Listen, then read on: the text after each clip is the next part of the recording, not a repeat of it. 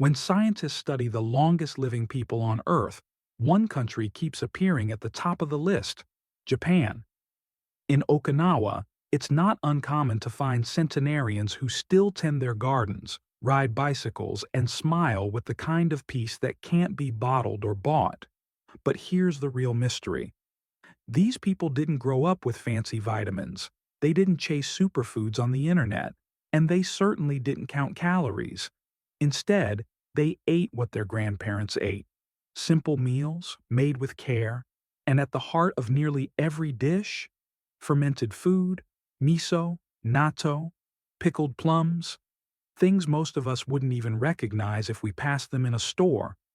But what makes these foods so special? They're alive, literally. They're full of beneficial bacteria, tiny invisible allies that restore balance in the gut, improve digestion, and even influence mood and memory.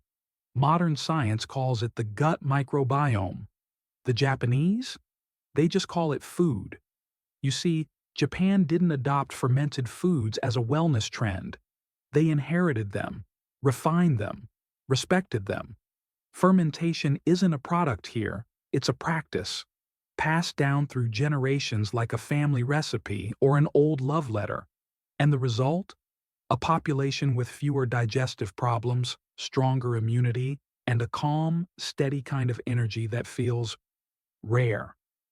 In a world chasing quick fixes, the Japanese quietly mastered a slower, wiser way. So what exactly are these foods? And how can you, living in Kansas or Florida or Ohio, bring their magic into your own kitchen? That's exactly where we're headed next.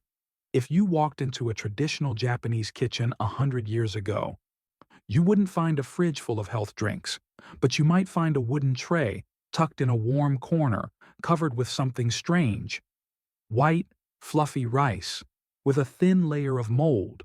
To most people, that's a sign to throw it away. To the Japanese, it's the beginning of transformation. This is koji, the humble mold that quietly gives life to some of the healthiest foods on the planet. Koji isn't loud, it doesn't have a taste on its own.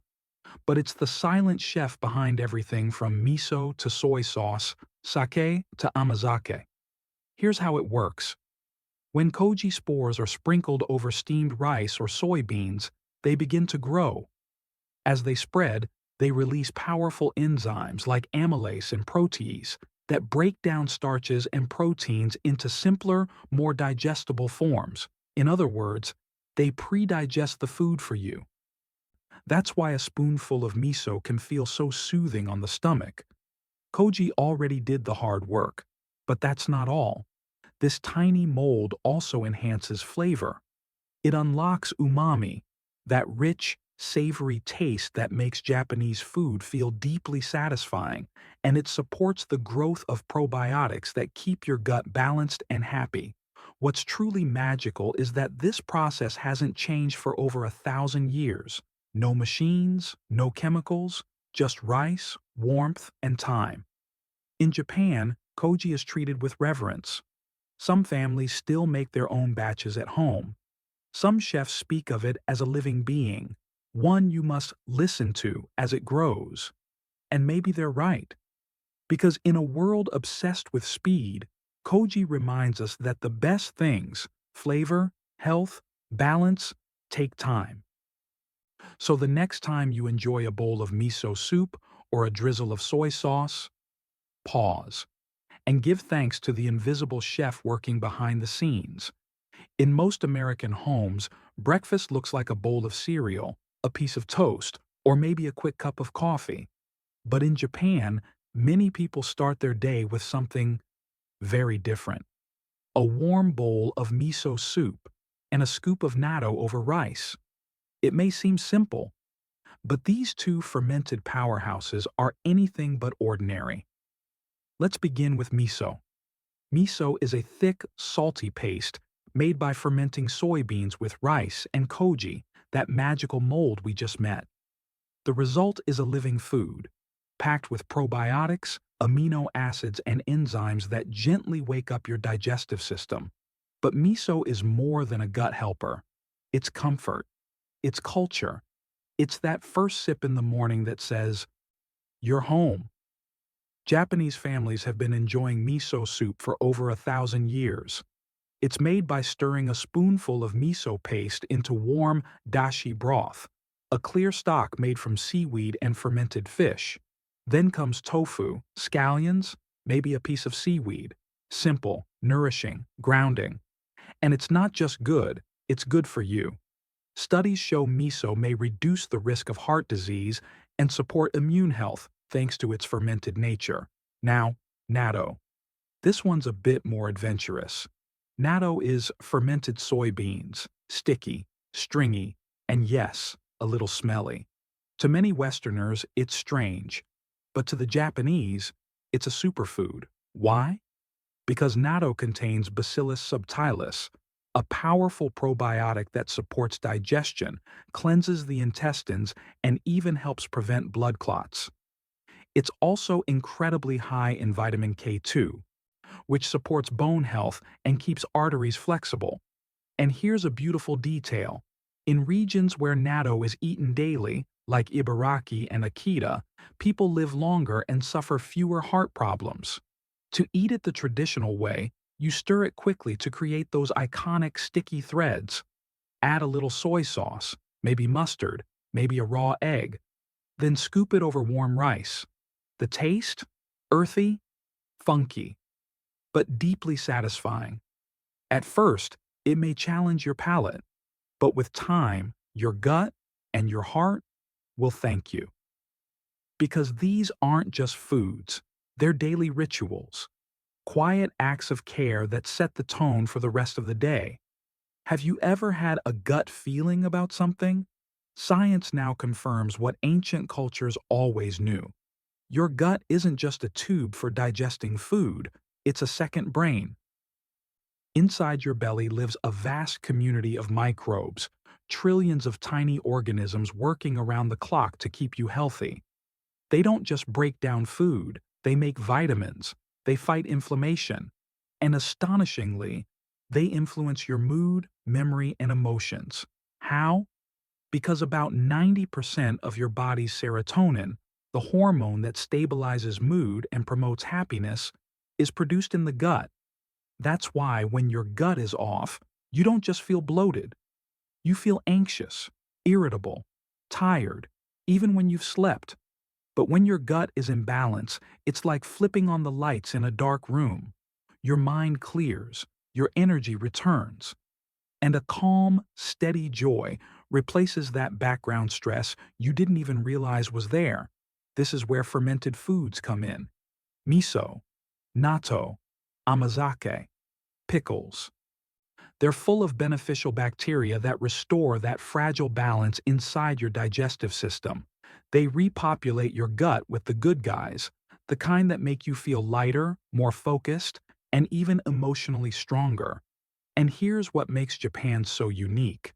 These foods aren't supplements. They're not hidden in capsules or powders. They're woven into everyday meals, like a form of quiet therapy 3 times a day.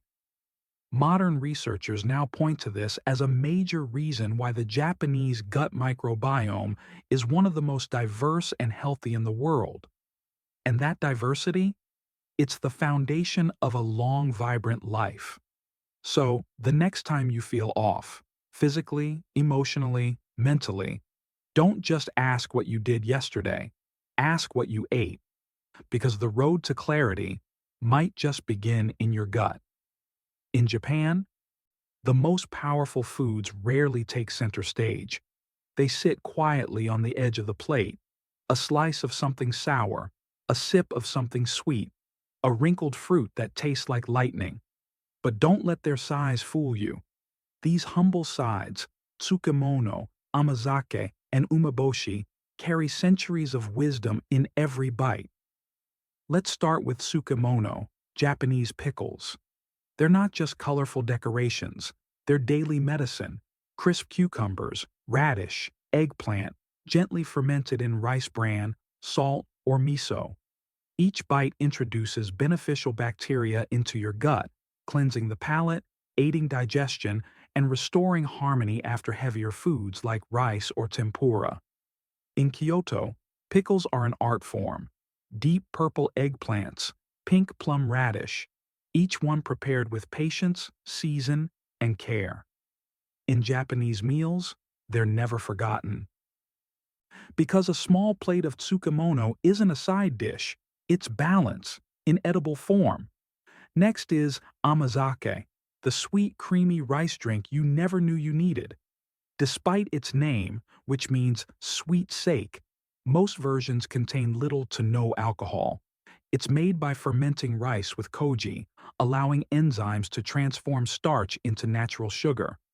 No added sweeteners, just warmth. Amazake is often sipped warm in winter, chilled in summer. It's gentle on the stomach, full of probiotics and often called the drinkable IV drip. Mothers give it to children. Elders drink it after meals. It soothes, it nourishes, it restores. And finally, Umeboshi, the sour plum. Tiny, wrinkled, fiercely tart. Traditionally placed at the center of a bowl of white rice, like a red sun rising in a field of snow. Umeboshi is a powerhouse of organic acids, probiotics, and antioxidants. It neutralizes stomach acid, eases nausea, and reawakens your senses in a single bite. Feeling tired? Steep one in hot water for yubacha, a tea known to revive the weary. Feeling off? Let the sharp tang of umeboshi jolt your gut back to life. There's an old saying in Japan, one umeboshi a day keeps the doctor away, and it's easy to see why. Together, these three foods form a quiet trio of healing, not flashy, not fancy, just real nourishment, delivered in small, mindful servings, day after day. But while Japan embraces food as medicine, much of the Western world is still chasing pills and quick fixes. Let's take a closer look at why that difference matters, more than we think. In the West, we love a shortcut. Feeling tired? Take a supplement? Bloated? Try this pill. Mood swings? Maybe it's time for a new diet trend. Everything is fast. Everything is urgent. And somehow, nothing truly changes. But in Japan, healing doesn't come in a bottle. It comes in a bowl, a spoon, a slow, steaming cup. Where Western culture reaches for control, measuring calories, banning food groups, chasing superfoods, the Japanese lean into rhythm. They eat with the seasons. They honor simplicity. They don't ask, is this low carb? They ask, how will this make me feel after I eat it? And the difference shows. Where the Western gut often feels inflamed, confused, and overworked, the Japanese gut moves quietly, steadily, like a well-tuned clock. It's not magic, it's ritual. Miso soup before a meal to awaken the stomach, pickles after to settle it, sipping warm tea instead of gulping soda, sitting down to eat, never standing, never rushing. Even chewing is intentional. Every bite is a conversation with the body. And here's the thing. This isn't about being perfect. The Japanese enjoy sweets, fried foods, even convenience stores. But they balance it, naturally, intuitively. A bowl of ramen might be followed by umeboshi tea, tempura shared with pickled radish, every indulgence softened by something gentle. That's the secret, not avoidance, but harmony.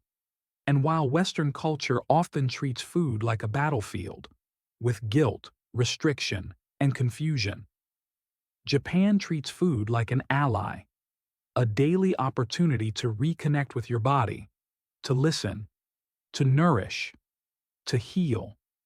You don't have to live in Kyoto to eat like the Japanese. You don't need to speak the language or use chopsticks perfectly.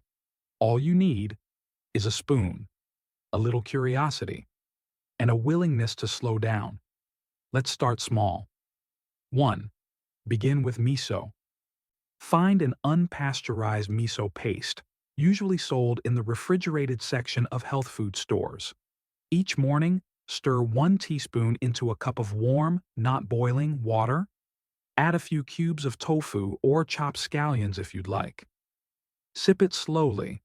Let it greet your gut like an old friend. 2. Upgrade your soy sauce. Swap out that plastic bottle on your counter for a naturally brewed shoyu. Look for the words fermented or koji brewed. You'll taste the difference. So will your digestion. 3. Add a touch of Tsukemono. No need to make your own. Just pick up a small jar of fermented cucumbers, radish, or cabbage from your local Asian market. Serve a tablespoon alongside your lunch or dinner. It refreshes the palate and helps your gut process heavier meals. 4. Try Amazake as an evening treat. Warm it gently. Never boil. Add a pinch of ginger or cinnamon and sip it like a cozy caffeine-free latte. It calms the system, supports sleep, and nourishes your belly overnight. 5. Ready to be bold?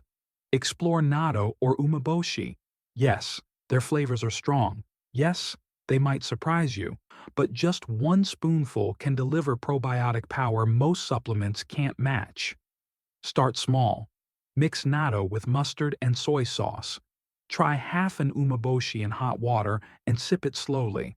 And remember, you don't have to eat all of these foods every day.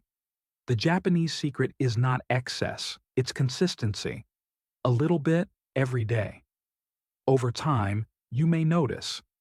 Your digestion feels easier, your energy steadier, your mood lighter, your sleep deeper, even your skin a bit more radiant. Because that's how fermented foods work. Not by force, but by flow. By rebuilding your gut, meal by mindful meal. And it's never too late to begin. If there's one word that captures the essence of Japanese health, it's not fermentation, it's balance. In Japan, food isn't just fuel, it's relationship with the seasons, with the body, with the quiet wisdom that more isn't always better, enough is best. Look at a traditional Japanese meal. There's no mountain of meat, no oversized plate, just a few small bowls, a bit of rice, a piece of grilled fish or tofu, a cup of soup, a taste of pickled vegetables, and maybe a slice of fruit. Each element exists not to dominate, but to support. A chorus, not a solo. This balance doesn't just happen on the plate, it happens in the rhythm of eating. Meals are shared, food is chewed slowly, there's gratitude before eating and satisfaction without overindulgence. And perhaps that's the true magic, not the miso, not the natto, but the way they're eaten, gently, attentively, consistently. In the West, we're taught to chase results. In Japan, they cultivate rituals. And rituals shape results without the chase. Because when you nourish your gut with respect, when you eat in tune with your body instead of in conflict, healing doesn't feel like a struggle. It feels like coming home. So, whether you try 1 new food or 10, whether you make miso soup once a week or every day, remember, you're not starting a diet. You're reclaiming a rhythm.